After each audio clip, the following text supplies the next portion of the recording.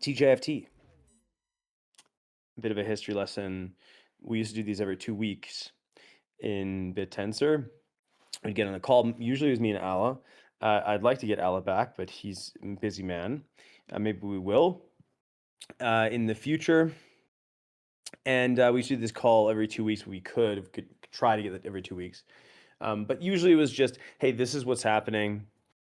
I would prepare some slides if it required some slides to talk about, or we would just chill, and also people would come up on stage. In that time, we were trying to use the open channel, so people would speak into the channel. Yeah, it's thank God it's Thursday, Friday. Thank God it's Friday, Thursday, pardon me. And then we switched into Novelty Search, and the reason we did in mid 2023 was because we opened up subnet slots for the first time, and there was all of a sudden there was a lot of innovation happening in the eco, and I wanted to draw attention to teams and what they were building rather than what we were building in-house at OTF. And so we stopped. TGIFT died. We moved out of the like horizontal channel and went into the stage channel where people did presentations for what they were building.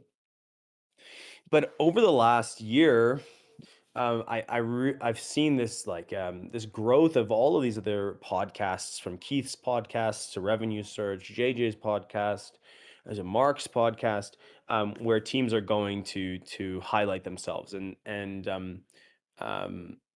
I think I think it's more important that people use the community to highlight their projects, and then novelty search stops being such a big deal for teams. It's sort of like a stamp of approval from OTF, and it's just it stopped being very interesting for me to do that, because I'm not here to stamp people's approval, to be a stamp of approval for teams. I actually just want to talk about ideas, and honestly just talk directly to the Bittensor community about what's going on from the way I see it.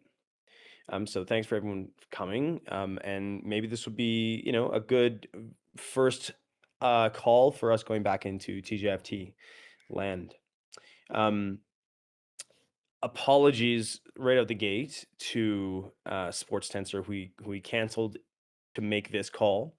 They're doing some awesome stuff. They just did a revenue search, I believe, a couple days ago. They have the launch of Almanac. Lucian and Neuromancer are doing some amazing work. So it was apologies to them to cancel their novelty search just as we transitioned into TGIFT.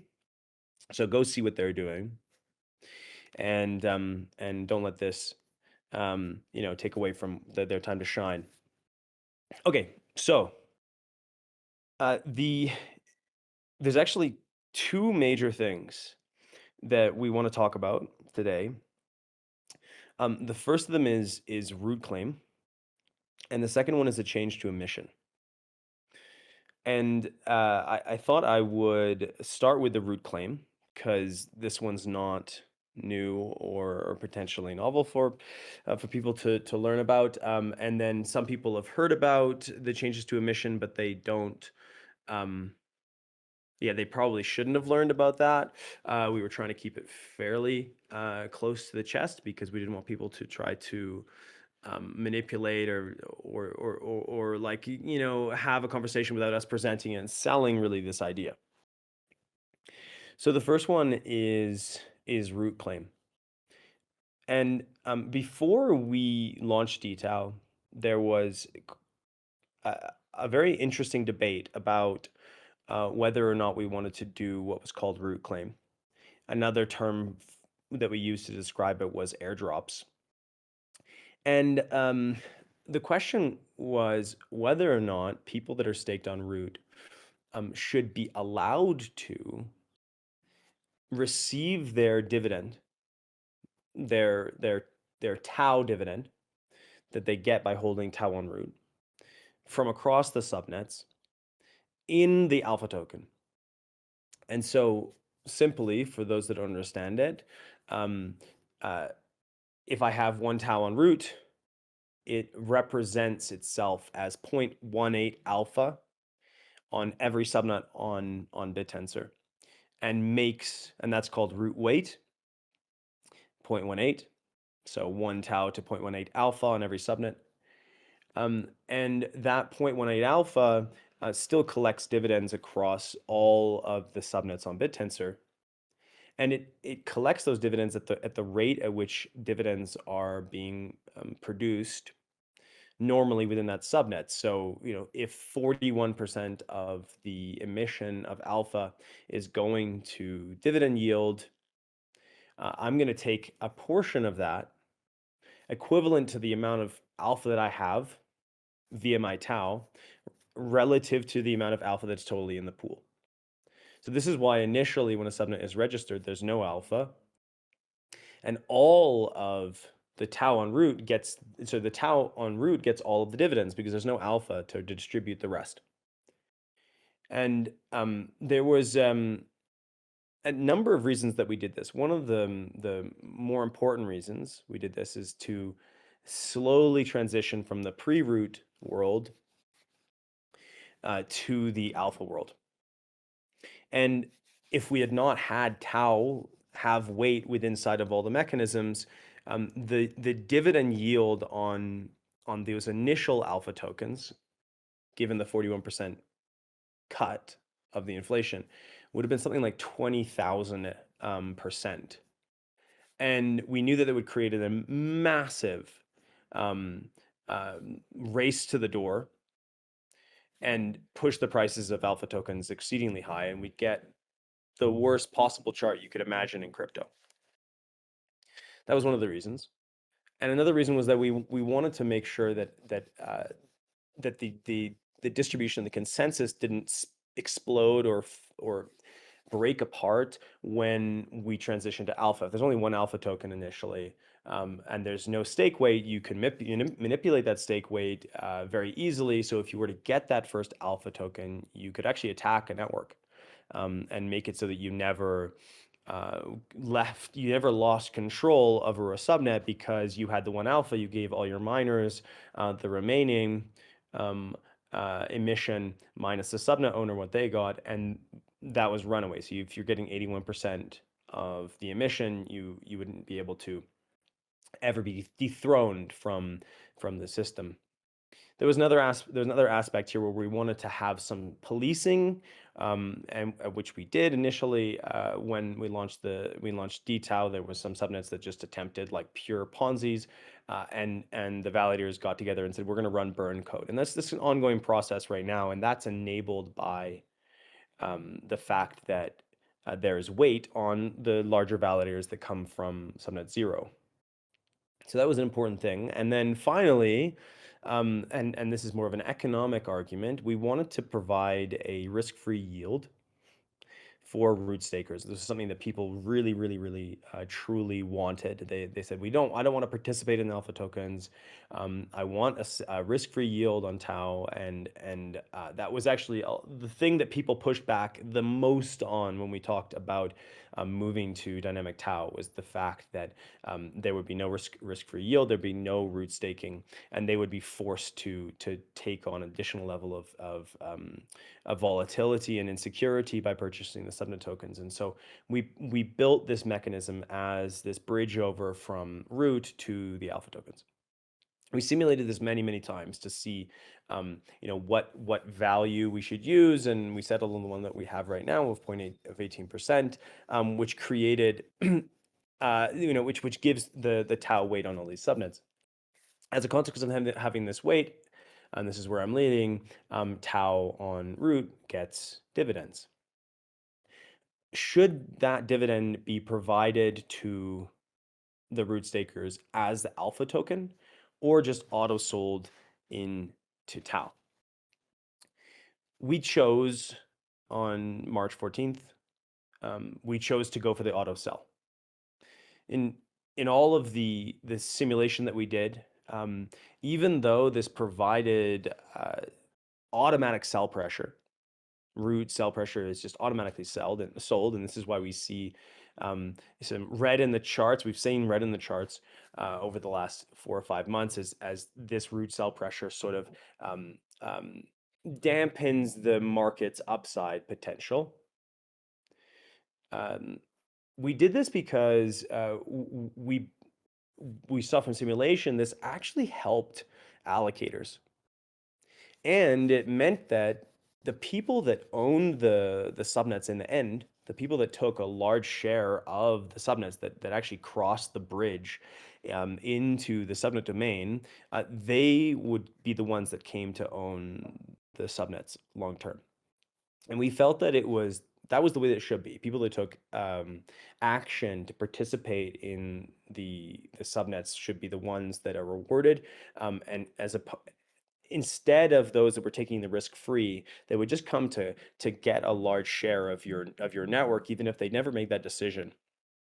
This airdrop design effectively just gives people control over your subnet that they didn't earn. Perhaps they didn't make an actual decision to to enter the subnet and take risk. And so do we want those people as holders, as like massive holders in your subnet? That was one part of what led us to go for root cell as opposed to airdrop. Another argument was actually just around the pure scale of doing of distributing tokens per account holder, airdropping them 128, 256, 10,000 tokens for all of the myriad of tokens that we were going to create, as the early goal of dTao was actually to scale much larger than 128 subnets, but actually just to go into effectively infinity into the number of subnets that we had on the chain. So it was computationally impossible for us to do that type of airdrop across an increasingly large number of subnets. So we had to sell the root dividends. Fast forward a little bit farther, and we decided to cap the number of subnets, and there was a number of reasons we did that. One of them is actually solved by the second thing I'm going to talk about today. But the original reason that we did that, the biggest reason we did that, was to reduce the complexity of the network. And as you could see, that we wanted to push up the quality of the subnets, the 128 that we had, instead of scaling sort of indefinitely and people losing track of what's going on, the inability for us as a community to make good decisions because there's just too many subnets. And so we decided to cap at 128. When we did that, it actually changed the computational cost for us to do root non-root cells.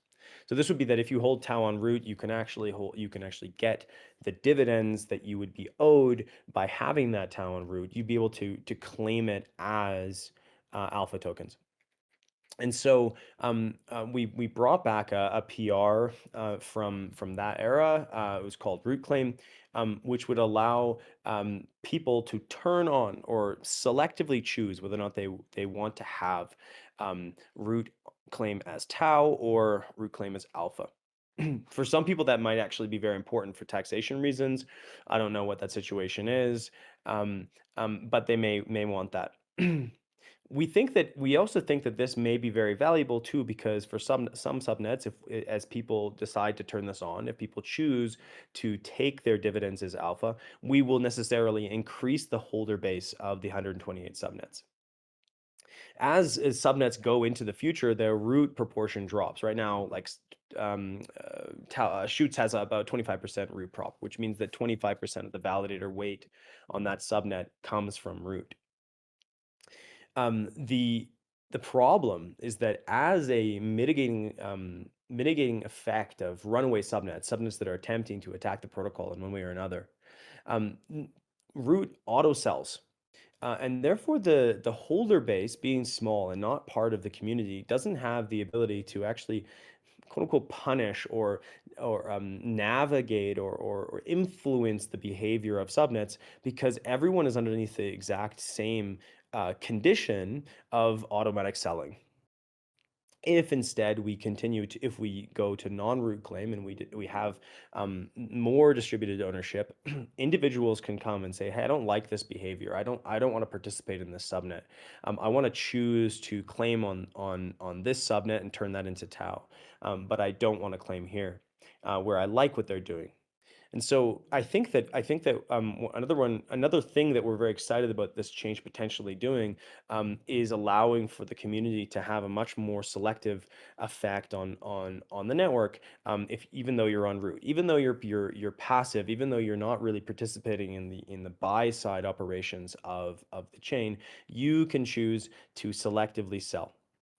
Maybe for some that's a very interesting thing to do because they find that the dTao trenches they're too chaotic and dangerous, but they're willing to take and actually participate with their risk-free alpha dividends and sell the subnets that they don't like. It also means that for some subnets, the teams, for instance, I'll give you an example I think is kind of relevant right now, like Polaris. A lot of people are very what Polaris is doing. They wish they could help them out, but they don't know how. And if advocates of Polaris go out and get people to claim and not sell their auto sell pressure from Polaris, that would be one way to help Polaris inside of the ecosystem that we're building here without having to purchase, which some people may be a little bit afraid to do. dTao is scary for investors given the fact that it's a volatility squared. So this is what we built. So we went out, we used some really, really complicated lazy accounting, imagine having to distribute alpha tokens to hundreds of thousands of accounts. We had to structure a form of lazy accounting where we accumulate the amount of alpha due to account balances as a global associated with the validator, and then update this amount plus a debt per an account when these claim operations occur, and then to amortize them across many blocks. So the visceral change for stakers is that your root dividends are not automatic, so they don't happen every 360 blocks per subnet. They actually happen once every 2 days. So this slows down the way in which dividends are going to be paid out to root claim participants. So you won't get them all every 360 blocks, but you'll get them once on average every 2 days.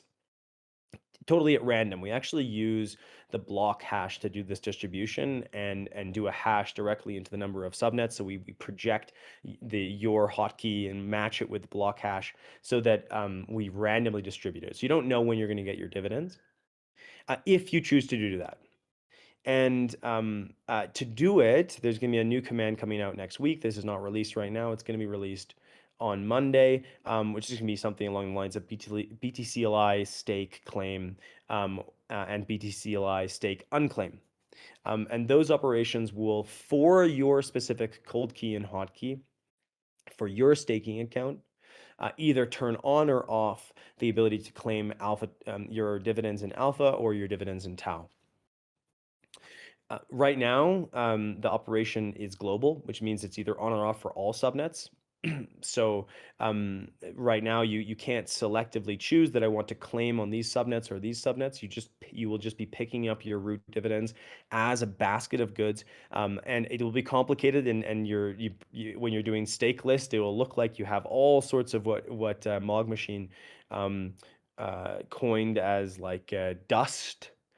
If you're not holding for a very long time. It will perhaps affect some of the UI experiences for some accounts, the people that do turn it on, because they'll just have so many different account balances. And if you don't change anything, nothing will change at all. So if you don't turn on claim, your root dividends will be effectively exactly as they have been up until this point. Nothing changes, and you get your Tao just on a slightly delayed cadence of once every 2 days rather than every 360 blocks. Okay. So in the future, we want to add features here where teams not teams, sorry, individuals can choose to claim on only a couple of subnets. So you can choose to sell all of your root dividends on every subnet except the ones that you like. And that will be available through the CLI as well. But right now, we're just going to work with the simplest sort of like total global on or global off operations.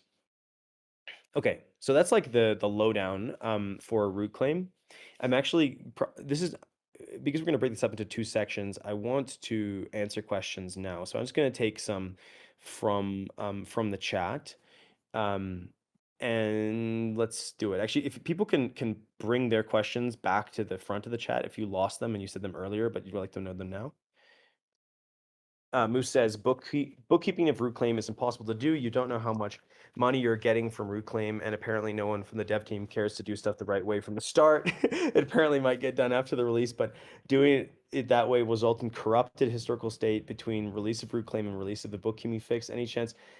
So if you have this kind of strict bookkeeping, simply just don't claim alpha. It's the only difference the only difference here is that when your yield on root will be something that happens amortized over 2 days rather than every 360 blocks, which is just a change in the amortization. If you were amortizing over block, you have to amortize over a longer period of time. We have Curb Crawler saying, yes, you're going to get dust on 128 subs currently, which doesn't become dust if you leave it on for a significant period of time. So like I intend to turn on my accounts and basically not do anything. I don't see any more questions. Okay, Ben says, can you schedule a mainnet release in the morning for the US and Europe, et cetera, et cetera? Yeah, we will schedule it. That's a good question. We will do that for Monday. So this is a release that's going to go up Monday. We're testing it right now on dev and testnet. And then we're aiming for a Monday release. There is a minimum that you can claim. Okay, so this is actually the core mechanism is just that you turn on or off and then you walk away. You don't have anything to do. If you turn it on, you get dust while you're asleep. But there's also an operation that you can call to claim your alpha tokens. You can claim the dividends through an extrinsic. Think of this as like a sub feature if you want to, but otherwise you don't need to think about it. If you want to optimize how you get your when you get your dividends, perhaps somebody that would like to do better accounting, for instance, like Moose, if that interests them, they can use that operation as well. But it's not the core feature. It's not the green path of this feature.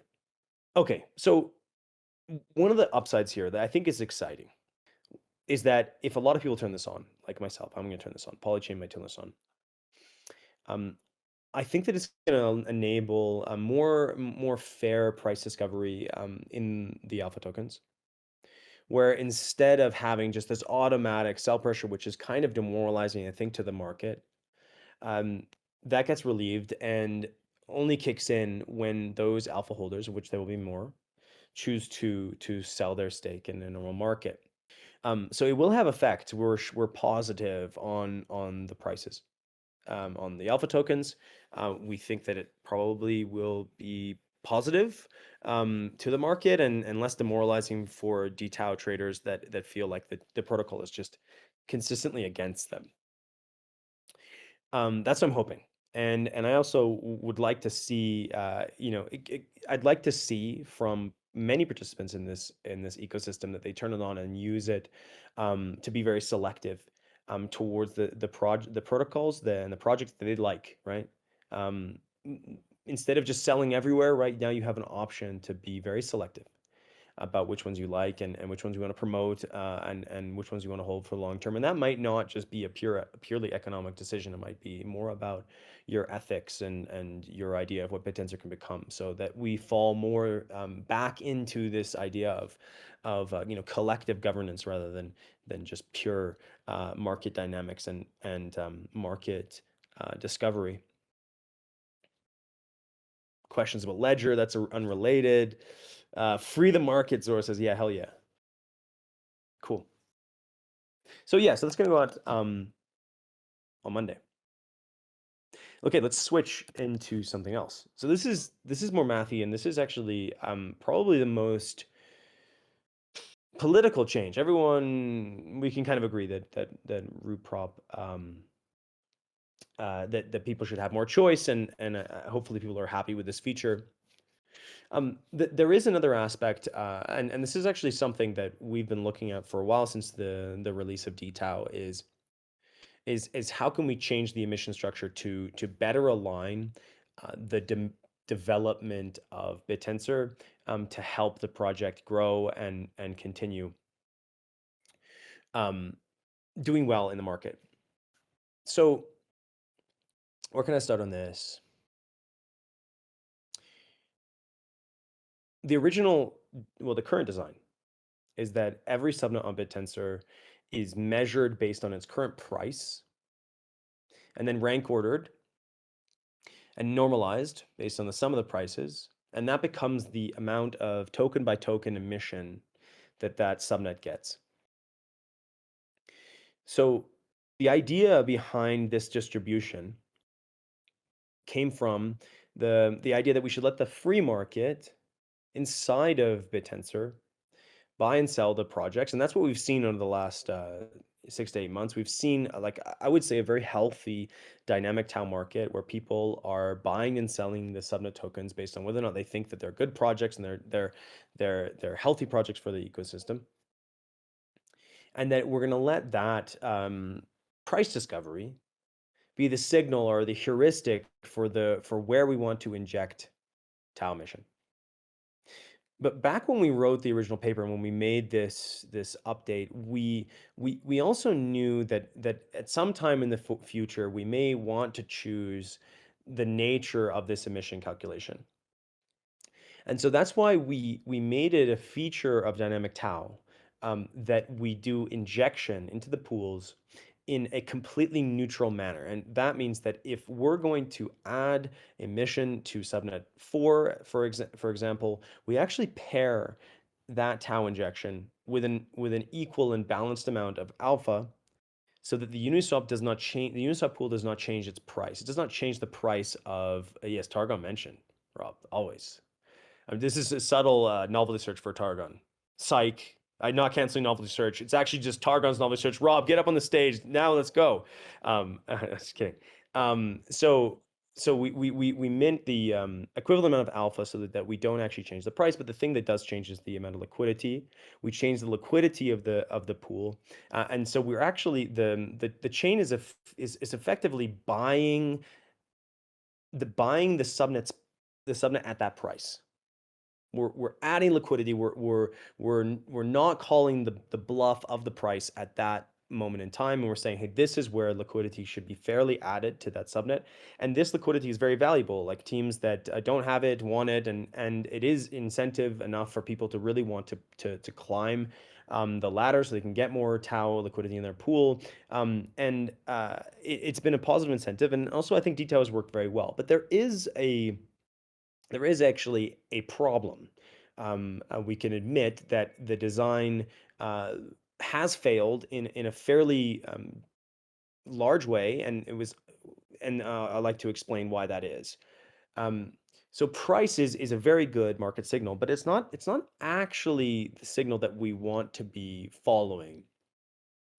The thing that we would like to be following with dTao, or where we would like to put TAO, what we would like to incentivize inside Bittensor is the ability for subnet pools to sequester TAO, as in to reduce the supply of TAO by taking that TAO and locking it into the pools. From this perspective, subnets they're trying to solve that problem too. They're trying to make it so people don't want to sell alpha. They want to hold alpha because it has value, because the token has a real long-term value. It represents a digital commodity that people want to hold. We want the same thing for TAO. We want to inject TAO into the places where it doesn't get released. It doesn't get sold. It's not being pulled out of the chain and being sold on the market, but it's actually doing the opposite. It's being sequestered. Price is a heuristic for whether or not TAO is being sequestered, because if you, as a protocol, as a subnet on Bittensor, if you're able to pull the TAO in and not have it leave your pool and continue to stay in, your price does go up. So it is a good heuristic, and it is opposite. If your price is going down, it tends to mean that you're losing TAO from your pool. Those things are very related. Actually, they're mathematically related, but they're not the same thing. The actual value that we want to be measuring in dynamic TAO or like a better approximation of this, is how much tau you're sequestering. Whether or not you're pulling more tau into your pool than tau is leaving. So we call this flow, Tao Flow, or like net Tao injection, net Tao flow, the amount of Tao that you're losing or gaining, however you want to see it. And for every subnet on Bittensor, we can measure the instantaneous flow block by block, whether or not you're losing Tao or gaining Tao every block. So this is Tao flow. Gee, I like that, Rody. That's cool. Um, this is the exact thing we're measuring, and now price is very similar. And I'll explain, hopefully to the viewers here, like they can think mathematically about how these things are related. So imagine you have a Uniswap pool, and there's positive flow, means that tau is flowing in, there's no tau that's flowing out, your price is going up. And indeed, given the amount of liquidity that's in the pool, if you have, say like 1,000 tau and 1,000 alpha, that's the amount of liquidity that's in the Uniswap pool. You can calculate the exact change in price, P0 being the starting price and PT being the final price. You can calculate the exact change in price, the difference between those two things, PT, a final step, minus the original price, by summing the flow, some function of the flow and the liquidity. Because if the liquidity is very high, the flow won't change the price that much. And if the liquidity is very low, there's way more volatility in your pool, and the price will be changed drastically. If there's way less flow, if there's negative flow, if you're losing tau and you have no liquidity, your price goes to zero. So the delta is very high. So you can think of the price as actually a function of the flow. It's specifically, it's an integral of the flow. It's a sum of the flow over time, which and also some function of the liquidity in your pool. What we want to do is just measure the flow. We don't want which it's some function of the liquidity part, which I'll explain in a second. We just want to measure the flow because that's exactly the thing that is telling us whether or not the subnet is sequestering. Hopefully that made sense to people on the call. We can. I'm going to release a paper thanks to Max. Max will come up and explain a little bit this more mathematically at the end. But hopefully, what people are getting out is that basically the change in price is a heuristic. It's a lossy heuristic because it depends on liquidity, and we can prove that mathematically. But this is not great because it means that subnets that have a lot of liquidity but are gaining in Tao flow, their price is not moving up fast enough. And vice versa, if they have a lot of liquidity and they're losing Tao, which means the price is dropping, and a lot of Tao is being pulled out of their pool, we're still injecting emission because the price is not dropping fast enough, which is what we've seen in the simulations that we've run. We've seen that liquidity is both negative for teams that have liquidity but are going up, and also negative for Tau when you have projects that are losing Tau, the price is going down. And it's because they have way too much liquidity. So this is detrimental to all sorts of different teams across the ecosystem where you're a project that's doing a very good job, but you don't have as much emission as a team that's just built up a lot of initial liquidity, and even though they're just converging to zero, for instance, answering to Boromir's question, dead subnets that are still making emission, right? They have a bunch of liquidity. They came here initially. They got enough. They got a whole boatload of initial emission. There's still so they have a bunch of liquidity in their pools, but there's just outflow, which means there's just Tau leaving their pool. They're not doing anything. They're not marketing, and we're still giving them emission. And in fact, the problem is that when you try to go to 2,000 subnets, and you use the price and not the Tau flow, you have to measure the volume of all of the prices. You need to look at the volume of the long tail.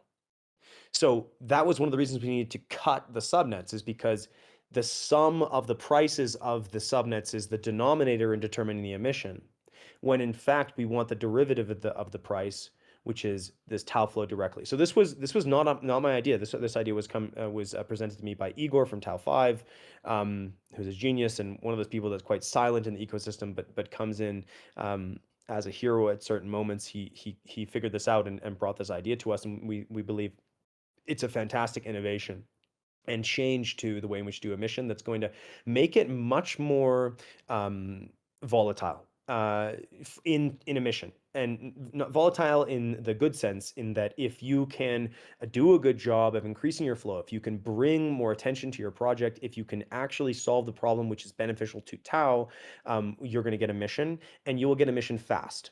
You can go from 0 emission to 10% emission in a very short period of time, based on some of the parameters that we're going to use. Now, we're not using the instantaneous emission. We're actually using an average or a moving average, sorry, not an instantaneous Tao flow. We're using an average or a moving average of your Tao flow over time.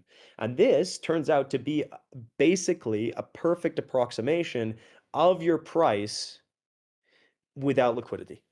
So it's an unbiased estimator of the change in your price, which indeed is the better estimation of how well you're doing, what you're doing in terms of contracting the Tau supply.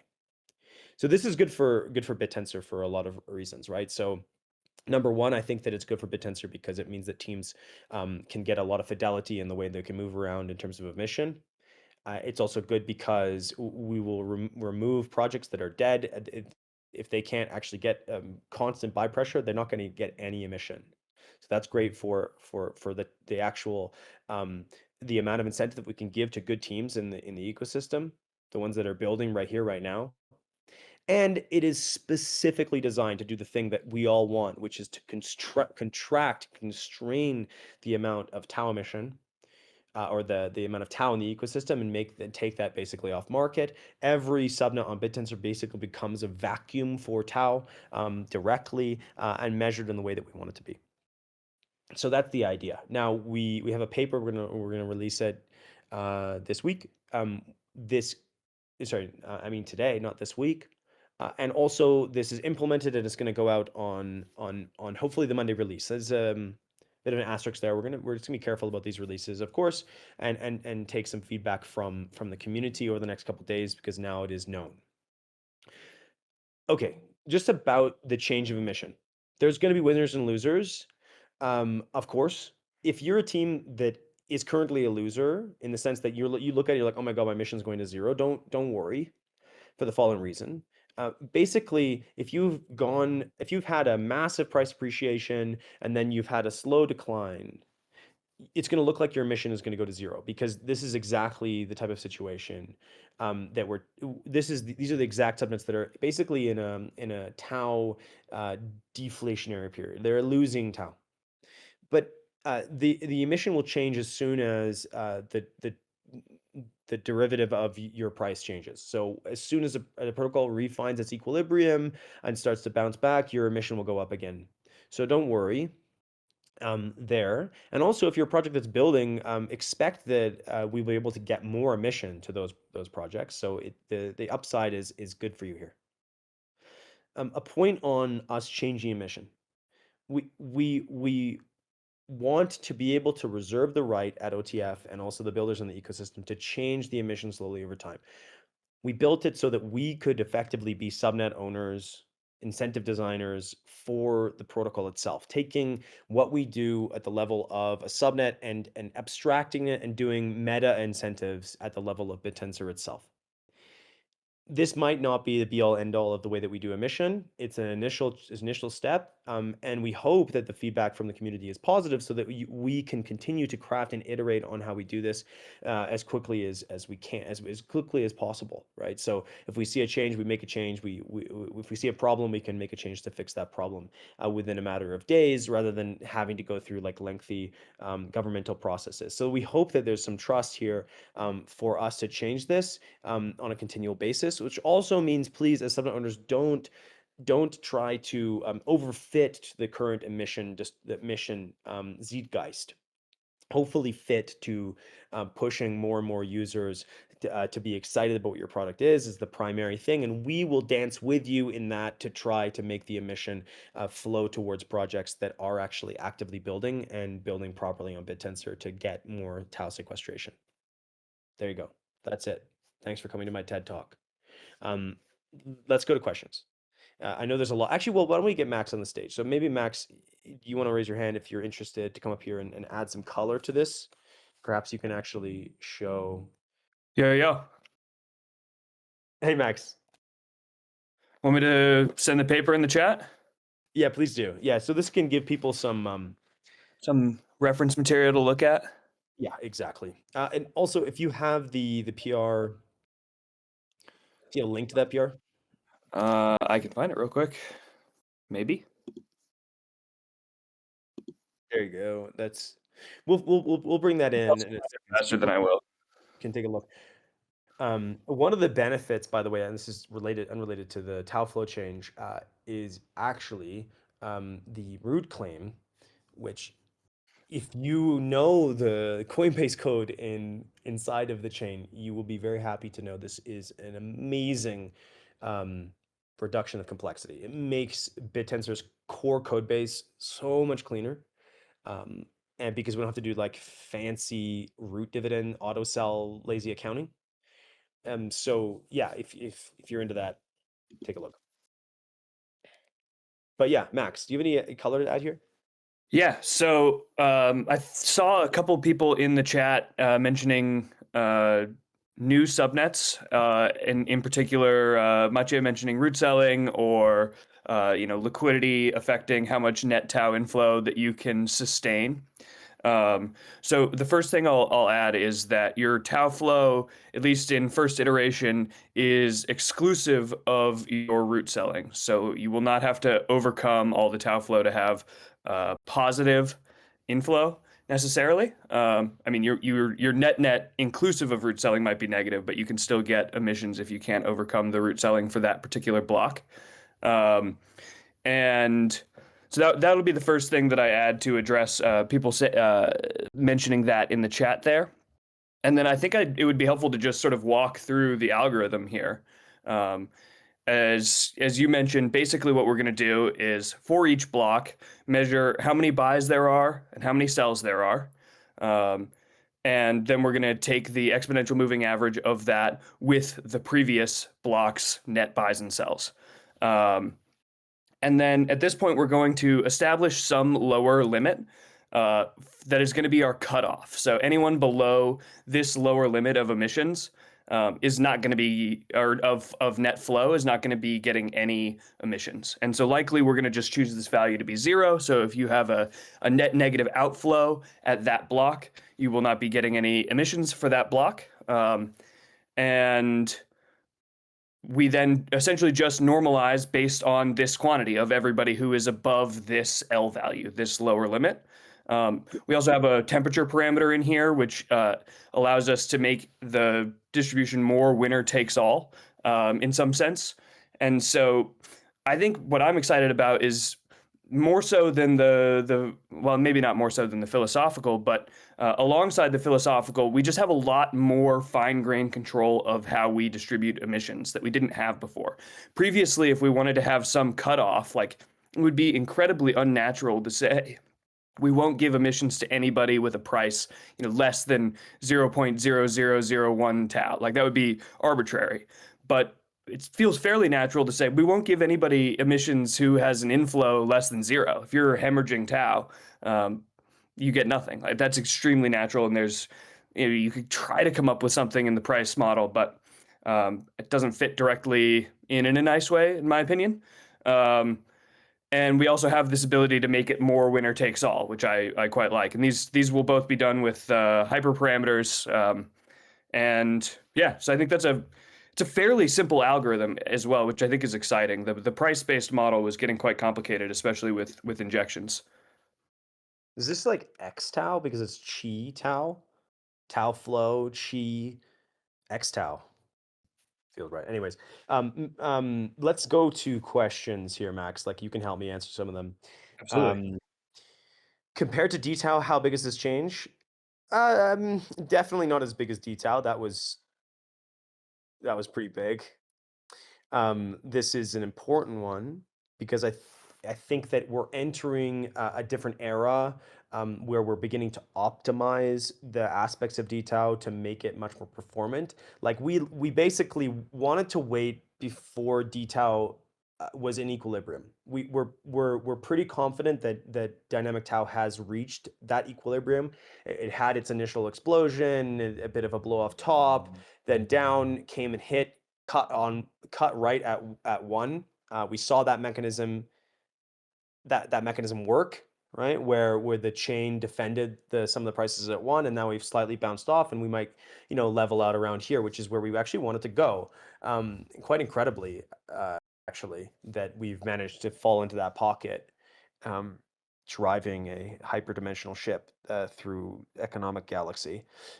So we're there now, and we have a good sense of where the mechanism is leaky, where it's unperformant, where it could be optimized, and how we can like basically turn this subnet of subnets from one that does pretty good to like an exponential hinge change in efficiency. So we're getting very, very, very clear and specific about the mathematical fundamentals of what dTau should be and how we should think about optimizing this system.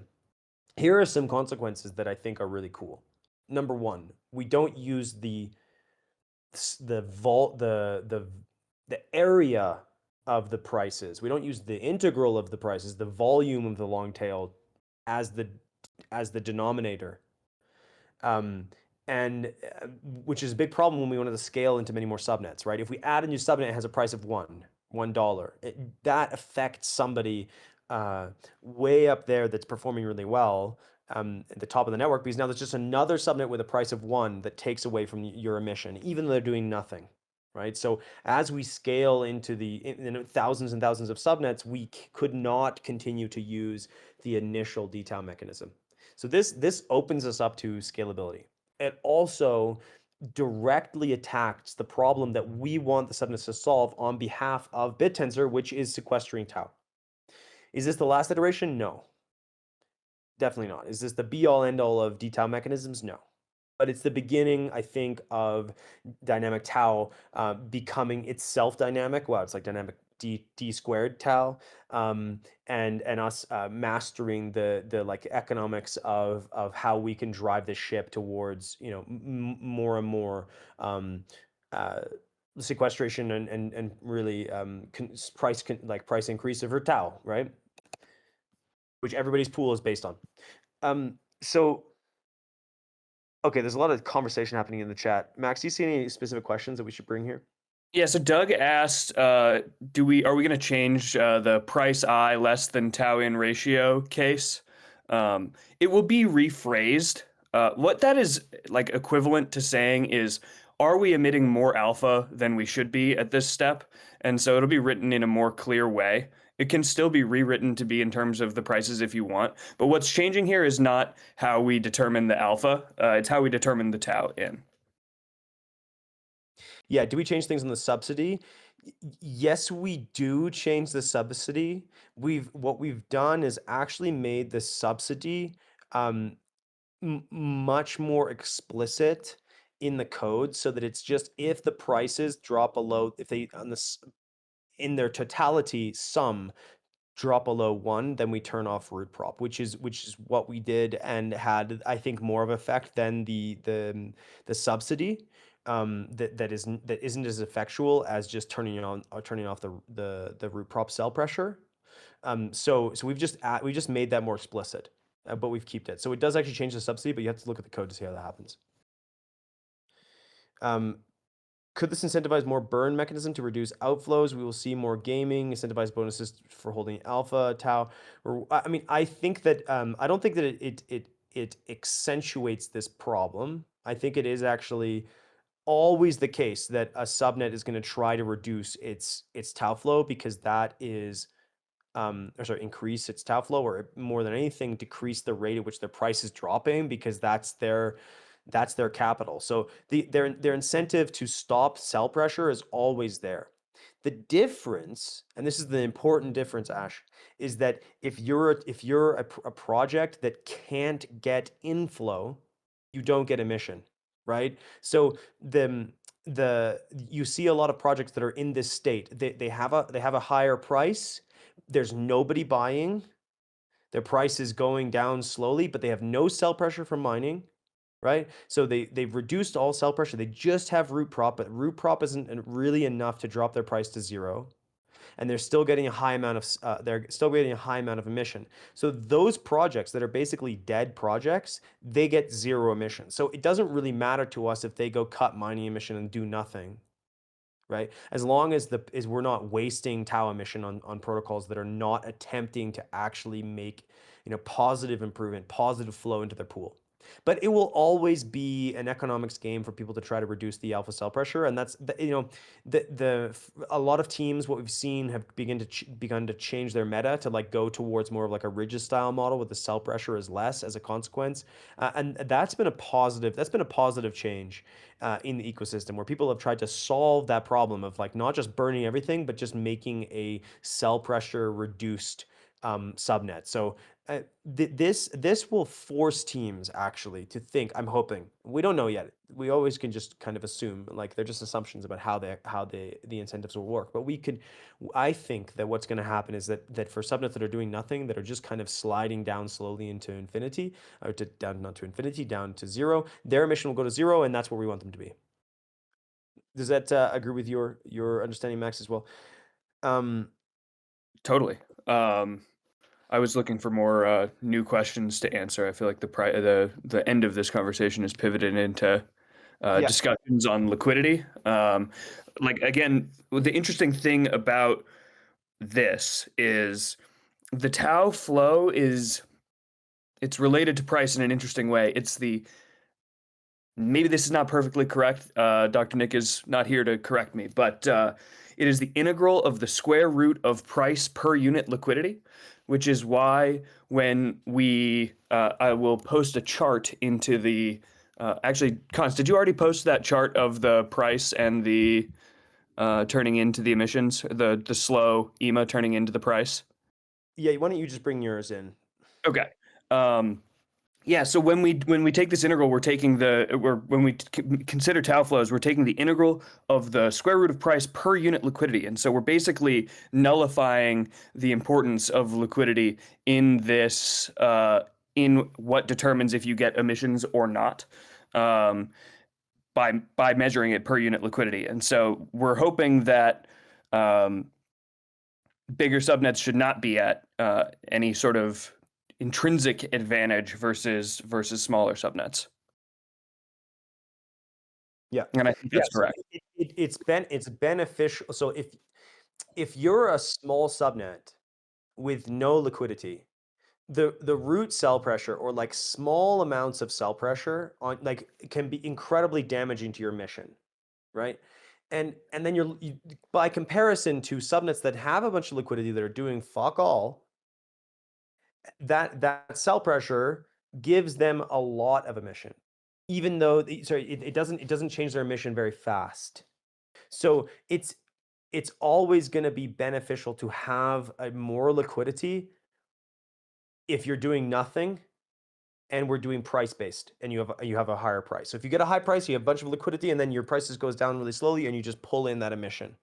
So it actually, we've seen projects basically attempt to do like Tau treasuries, where they push the price up fairly high. They pay for all of that initial liquidity with emission, with get artificially pumping their price, and then they just let it slide, right? Then they just let that kind of slow burn happen with the price, and they get a whole bunch of emission in that period of time. In this design, that emission would go to zero immediately, or not immediately, because we're taking an average over a period of time, but it would go down very fast. And also there was like one of the like best charts to show here that I think is the most exciting to me, is the one that I will post in right here. It's let me just find it. Is this. So this is an image showing the emission change as it is today at the top chart, versus the emission where we use Tao Flow. You can see, is this correct? This is the correct thing? Yeah, that's This the one you were sent on the back Yeah, testing. okay. Yeah, exactly. This is back testing. And so this is what how emissions would have changed over that period of time. So as an example, I think 62 that we see ridges, right? So ridges in its period of like massive expansion would have gotten a lot more emission. Then as it dropped and Tau was leaving the pool, it would have got less emission. But then the fidelity to come back up into emission, as you can see, it's like a much more dynamic form of emission distribution that is going to be much more exciting for teams and a game that they can play with more fidelity. Cool. Does Um, it mean more do volatility in the you price? Not necessarily. No, I don't think it does actually. It actually means on average the same amount of liquidity is being added every block, right? So the liquidity is what determines the volatility. So across all the subnets, we're just distributing that liquidity in a different way. So on average, the volatility will stay the same across all those subnets. And also everybody's liquidity is still either not like nobody's liquidity is decreasing. So um, it's not like we're going to be somehow increasing volatility. It's either staying static or increasing. Um, People are asking how does dereg work? It's still going to be based on lowest price, as I understand. Deregistration is still going to be based on lowest price. It's not based on mission. Exactly. It's a good point. Those things actually are detethered, and I specifically asked them to be detached when that was implemented. Oh, another question about auto deregistration. Yes, that's coming through. You're going to be allowed to signal for your subnet to be the next to be deregistered. If you want to do that, if you want to commit seppuku as a subnet and do the distribution of the Tau in your pool to holders. For instance, like the TensorPlex team, they've asked to do this, and yeah, we're building that in. It's just not right now. We'll talk about that maybe next TGIFT. Okay, lots of people typing. Yeah, bring down questions from the chat if one got missed.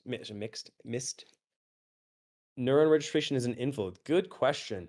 I think that it is not because it's just a burn, and I don't think the burn goes into a purchase. If I'm wrong on that, please correct me. If it is if the burn registration is a purchase of the pool, then the answer is yes. But I believe we specifically did not do that so that people didn't play that game.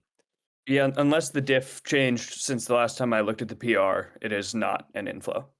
With a 30-day transition from EMA prices to net inflows, Tau emissions, we would land at 100% base net inflow Tau emissions around the Tau halving, probably. Interesting. Okay, hell yeah. Well, this was great, guys. It's fun to be on stage. Hopefully that was entertaining for people. We will stop it here. I don't see any more questions. Yeah, thanks y'all for coming. How was China? China was dope. China's vibe. Wow, really cool. I will do a TGFT on China. They know how to get stuff down over there. And there's actually a lot of people in China that mine Bittensor. Of course, some of you miners already knew that.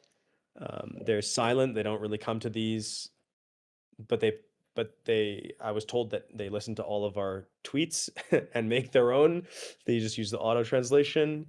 There's a lot of H800s that mine, which is the Chinese chip. A lot of H800s that mine. Yeah, we worked with this team called HackQuest. Amazing team. I recommend that some of the projects on Bittensor go to China and meet people. It's like I don't know if I'm allowed to say this, but Nova is working with a team now in China for drug discovery, which is fucking fantastic because that's where things can get done. Um, and